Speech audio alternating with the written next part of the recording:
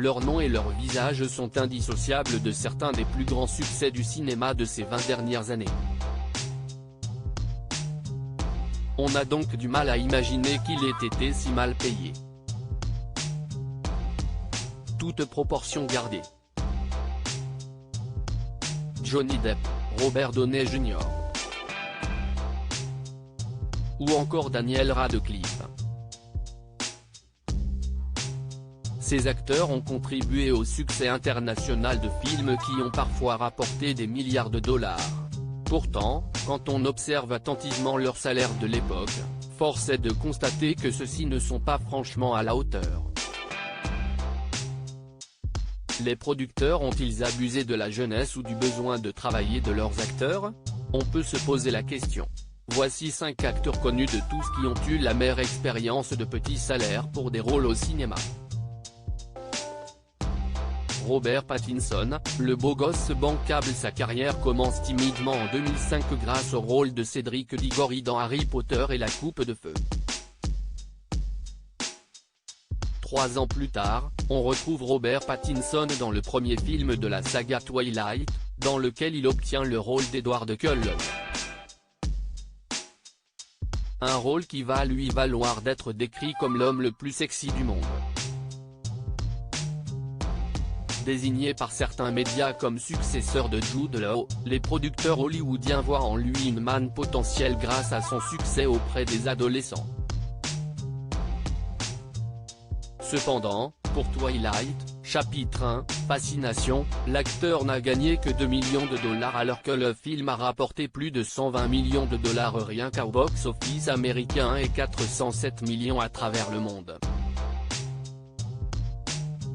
Daniel Radcliffe fait ses débuts dans Harry Potter plus de 20 ans après le succès du premier Harry Potter à l'école des sorciers. Son visage et son nom sont toujours associés au célèbre sorcier. Daniel Radcliffe a gagné le gros lot lorsqu'il a été choisi pour jouer dans la franchise Harry Potter.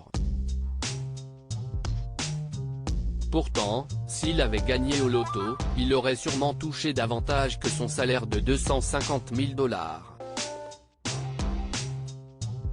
Lorsqu'il avait 20 ans à peine, Daniel Radcliffe a une valeur nette de plus de 80 millions de dollars. Une somme colossale mais finalement pas tant que cela au regard des 7,7 milliards de dollars de recettes de la saga. Robert Downey Jr., prêt à tout pour jouer. Ses problèmes de drogue et d'alcool ont menacé de faire dérailler sa carrière prometteuse, alors même qu'il était devenu l'incontournable Iron Man. On n'imaginait pas d'ailleurs qu'il reviendrait un jour sur le devant de la scène. C'était sans compter sur les super-héros qui ont permis à Robert Downey Jr. de s'offrir une nouvelle notoriété. En attendant, l'acteur a accepté des salaires plus que modestes, tournant des films pour à peine 100 dollars par jour. Depuis, rassurez-vous, Robert Downey Jr. s'est bien rattrapé et a touché 75 millions de dollars pour Avengers Endgame. Nicolas Cage, longtemps fauché à Hollywood, Nicolas Cage fait le bonheur des directeurs de casting. Premièrement parce que son nom est populaire, ce qui en fait un gage de succès, mais aussi parce qu'il a été longtemps fauché. Résultat, il a parfois accepté des contrats très bas, comme ce fut le cas en 2002 pour son rôle dans Adaptation. Pour ce film dans lequel il jouait Charlie N. Donald Kaufman, un rôle particulièrement difficile, Nicolas Cage n'a touché que 2 millions de dollars. Sachant que 2 ans auparavant, pour le film 60 secondes chrono, l'acteur avait touché 20 millions de dollars. Johnny Depp, une bonne garantie de succès. Les sommes ont parfois de quoi choquer. 20, 30, 40, 50 millions de dollars ou plus pour quelques semaines de travail dans un film, cela peut paraître démesuré. Pourtant si est souvent mérité.